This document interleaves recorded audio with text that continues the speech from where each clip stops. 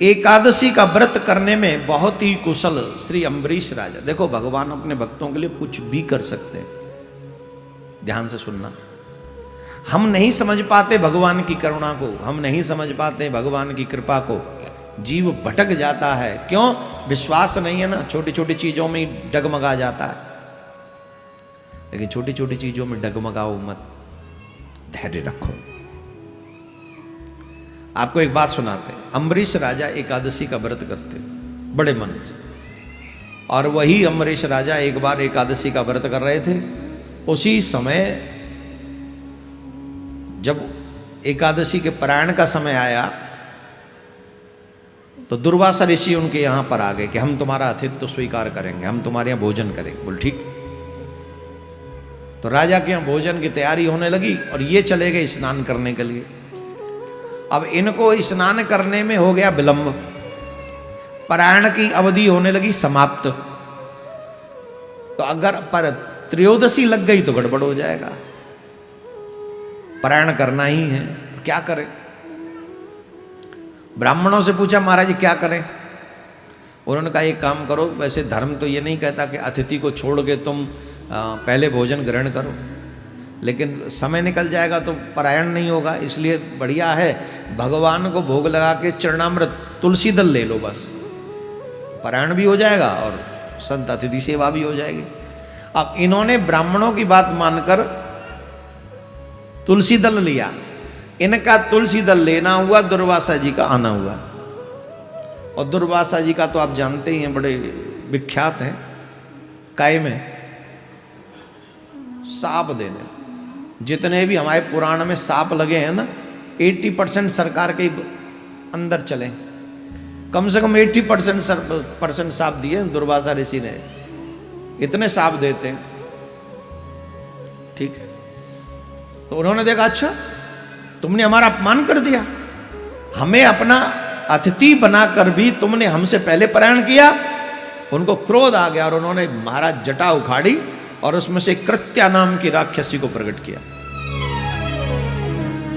कृत्या नाम की राक्षसी प्रकट हो गई। कहा जाके मार दो इस राजा को, समाप्त करो इसे जिसने हमारा अपमान किया। अब कृत्या दौड़ी राजा को मारने के लिए। राजा सर झुका के खड़े हो गए। उसी समय भगवान का सुदर्शन प्रकट हुआ, सुदर्शन चक्र। ध्यान से सुनना, जो भगवान की चरण शरण ग्रहण करते हैं, हमने आपसे क्या कहा, उनके जीवन की सुरक्षा करने की सारी जिम्मेदारी भगवान की है। वो भगवान की जिम्मेदारी है उनकी सारी, लेकिन लोगों की समझ में नहीं आता। ये माया समझने देती नहीं, और बार बार जीव फंसता है इसी माया के चक्कर में। दुर्वासा ऋषि खड़े हो गए, सुदर्शन प्रकट हो गए। सुदर्शन ने कहा ठीक है। दुर्वासा ऋषि की बनाई हुई कृत्या को एक क्षण में दुर्वासा ऋषि की कृत्या समाप्त कर दी सुदर्शन चक्र में। बोलो राधे राधे। एक क्षण में। अब सुदर्शन चक्र दुर्वासा ऋषि के पीछे पीछे, दुर्वासा ऋषि के पीछे पीछे दौड़े। दुर्वासा ऋषि आगे आगे सोचे अब मेरे प्राण कैसे बचेंगे। तो सबसे पहले वो ब्रह्मलोक गए। ब्रह्मा जी से कहा मेरी रक्षा करो, मेरी रक्षा करो। ब्रह्मा जी बोले देखो जितना जल्दी हो सके यहां से चले जाओ, हम तुम्हारी रक्षा नहीं कर सकते, बिल्कुल भी नहीं कर सकते, तुम कहीं और जाओ। तो ब्रह्मलोक छोड़कर शिवलोक पहुंचे। शिव जी के पास पहुंचकर कहे हमारी रक्षा करो, हमारी रक्षा करो, हमारी रक्षा करो, हमारी रक्षा करो। तो जब कैलाश पर्वत पे दुर्वासा ऋषि पहुंचे, तो कैलाश पर्वत पे जब पहुंचे तो बाबा भोलेनाथ ने कहा कि किससे रक्षा करें तुम्हारी। बोले हमारी रक्षा करो इससे, सुदर्शन चक्र से। बोले भगवान के चक्र से। बोले हाँ। बोले हम आपकी इस रक्षा नहीं कर सकते, सुदर्शन चक्र से आप जाओ। नारद जी ने कहा भाई देखो जिसका चक्र है उसी के पास जाओ। जिसका चक्र है उसी के पास जाओ। तो नारायण भगवान के पास क्षीर सागर में पहुंचे। नारायण भगवान खड़े हो गए शेषैया से, दुर्वासा ऋषि का स्वागत किया। आओ आओ महाराज पधारो। बोले महाराज ठीक है, पर हमारी रक्षा करो। कैसे? बोले सुदर्शन चक्र से। बोले हम आपकी रक्षा नहीं कर सकते। महाराज आप हमारी रक्षा नहीं कर सकते? बोले नहीं, हम आपकी रक्षा नहीं कर सकते। क्यों? बोले महाराज आपको एक बात पता है, अहम भक्त पराधीन, मैं स्वतंत्र नहीं हूं, मैं अपने भक्तों के अधीन हूं। लोग चाहे मुझे स्वतंत्र समझें, मैं अपने भक्तों के अधीन हूं, मैं स्वतंत्र नहीं हूं। मैं वही करता हूं जो मेरे भक्त चाहते। जो मेरे भक्त का अपराध करता है मैं उसे क्षमा नहीं कर सकता। ध्यान दें, यहां पर एक बात सोचने वाली है। सामने कौन है? दुर्वासा ऋषि। कौन है? दुर्वासा ऋषि। अपराध किसका किया है? राजा का। एक ऋषि ने अपराध किया है राजा का, और वो राजा है भगवान का भक्त, पूर्ण समर्पित भक्त। ऐसा वैसा नहीं है, पूर्ण समर्पित है। पूर्ण समर्पण का मतलब समझ लो, तुम इतना सोच नहीं सकते जितना राजा अम्बरीश करता है। तुम्हें सोचने की क्षमता नहीं है। आजकल के लोग तो स्नान करा दें, भगवान को पोशाक धारण करा दें, आरती कर दें, उनसे पूछो क्या? बोले हम भगवान की बहुत सेवा करते। इतने में कह देगा बहुत सेवा करते हैं। अगर अम्बरीश राजा की सेवा की 5-10% भी मैं आपसे कह दूं, लोग पूजा करना बंद कर दें, नहीं करेंगे बिल्कुल। कोई नहीं कर पाएगा। अब बताइए, अम्बरीश राजा अपने द्वारा खेत में हल चलाता है, फसल बोता है, और वहां से पूरी खेती फसल खुद काटता है। उससे जो अन्न मिलता है वो उसे साफ करता है, फिर पीसनो बनाता है। पीसनो बनाए के बाद में फिर उसे अपने हाथों से चाकी से पीसता है। फिर ठाकुर जी की रसोई स्वयं अपने हाथों से बनाता है। फिर ठाकुर जी के मंदिर में बुहारू, ठाकुर जी के मंदिर में वो पोछा बोछा जो भी वो स्वयं करता है। ठाकुर जी को सुलाना, निल्हाना, भोग लगाना स्वयं अपने हाथों से करता है। कौन? राजा। कौन? राजा। आप और कौन? आप और हम कौन है? हम राजा तो है नहीं, नौकरी तो है हम लोग। नौकर कहता है कि मेरे पास टाइम नहीं है भगवान के लिए। एक बात बताओ, राजा ज्यादा बिजी है कि नौकर? राजा ज्यादा बिजी है कि नौकर? जोर से बोलो। हम जैसे सर्वेंट, हम जैसे सेवक लोग कहते हैं हम पे टाइम नहीं है भगवान के लिए। और राजा 24 घंटे में से 24 के 24 घंटे भगवान। सोता कहाँ है मालूम? बेडरूम में जाके नहीं सोता वो। जहां भगवान विश्राम करते हैं, भगवान के मंदिर की सीढ़ी पे सर रख के सो जाता है।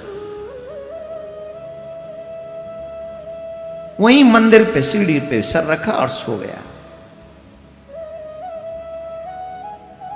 अब सोचो वो राजा कितना समर्पित होगा। इवन राजा ने इसलिए विवाह नहीं किया बहुत दिनों तक, मैं विवाह करूंगा तो मैं ठाकुर जी की सेवा कैसे कर पाऊंगा। गजब की बात बताएं आपको, विवाह भी किया तो कैसे किया? खुद राजा बारात लेके नहीं गए, तलवार और पगड़ी भेज दी, उससे ब्याह कर दुल्हन आ गई। और दुल्हन को कितने दिन हो गए दूल्हा का मुंह नहीं देखा, सेवा से फुर्सत ही नहीं। और यहां 4 दिन हनुमान चालीसा का पाठ कर लें, झट कहते हनुमान जी हमारी सुनी नहीं रहे। 4 दिन हनुमान चालीसा का पाठ करके कहते हैं हनुमान जी हमारी नहीं सुन रहे। 2 बार बुधवार को सिद्धि विनायक लाने में लग के दर्शन कराते हैं, कहते हैं सिद्धि विनायक ने भी हमारी तो सुना ही नहीं। ले 2 दिन में ही चाहिए सब कुछ। और वो राजा का इतना नियम, बताओ इतने में से कितने कर पाओगे तुम? राजा, ऐसे भक्त राजा को भगवान कैसे इग्नोर कर दें? ऐसे भक्त की रक्षा क्यों न करें? दुर्वासा ऋषि से कहा, महाराज आप मेरे पूजनीय हैं, पर मैं भक्त के अगेंस्ट नहीं जा सकता। आपने मेरे भक्त का अपराध किया, मैं कुछ नहीं कर सकता आपके। I can't help you. Durvasa ऋषि बोले, प्रभु हमने सुना है आपकी शरणागति कभी निष्फल नहीं जाती। जो आपकी शरण में आ जाता है उसे निश्चित अभयदान मिलता है। क्या आज आपकी शरण में आना भी ये निष्फल हो जाएगा? आपका वो जो सबको अभयदान देना है कि जो मेरी शरण में आ जाएगा योग क्षेम बहाम्यम, ये वचन मिथ्या हो जाएगा? भगवान बोले नहीं, ये वचन मिथ्या नहीं होगा। हम आपकी रक्षा नहीं कर सकते, लेकिन आपकी रक्षा हो सके ऐसा उपाय बता सकते हैं। बोले क्या? बोले जिसका अपराध किया उसी से रक्षा मांगो जाके, क्षमा कर देंगे। बोले भक्त है, आप जाके तो देखो। दुर्वासा ऋषि दौड़े दौड़े दौड़े दौड़े गए। अम्बरीश राजा द्वार पे खड़े हैं। 1 साल हो गया पूरे क्रम को, जब से दुर्वासा जी यहां से गए हैं और देवलोक में इधर उधर भागे। 1 साल हुआ, पूरा 1 साल। 1 साल तक राजा अम्बरीश इसी चौखट पे खड़े रहे, बिना कुछ खाए बिना कुछ पिए।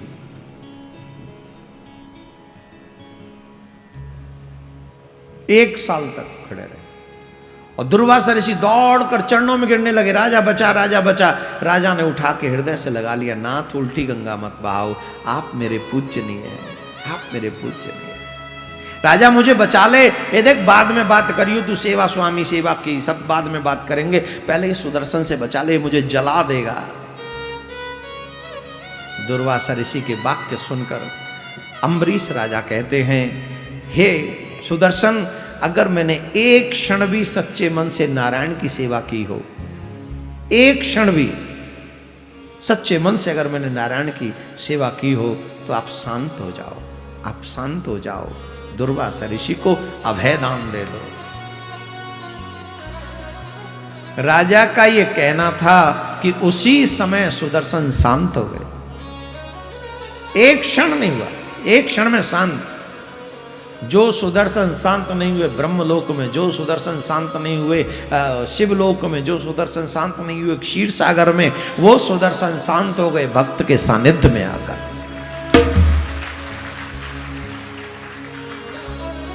भक्त के सानिध्य में आकर शांत हो गए। इसीलिए जन्म जन्म के तापों का, जन्म जन्म के पापों का निवारण अगर कहीं होगा तो या तो भक्तों के पास या संतों के पास या सत्संग में ही होगा, और कहीं नहीं। कौन कौन चाहता है जन्म बर्बाद हो जाए? जो जो चाहते हैं जन्म बर्बाद हो जाए, संतों से सत्संग से दूर हो जाओ, भक्तों से दूर हो जाओ। और जो जो चाहते हैं कि जन्म बर्बाद ना हो, इसी जन्म में हमारा कल्याण हो जाए, तो जीवन पर्यंत दुनिया छूट जाए पर सत्संग मत छोड़ने देना। संतों का सानिध्य मिलता रहे, भक्तों की कृपा मिलती रहे, गुरुजनों का आशीर्वाद मिलता रहे, जब भी अवसर मिले सत्संग मिलता रहे, फिर देखो मेरे प्यारे कैसा कल्याण होता है। राधे राधे बोलना पड़े।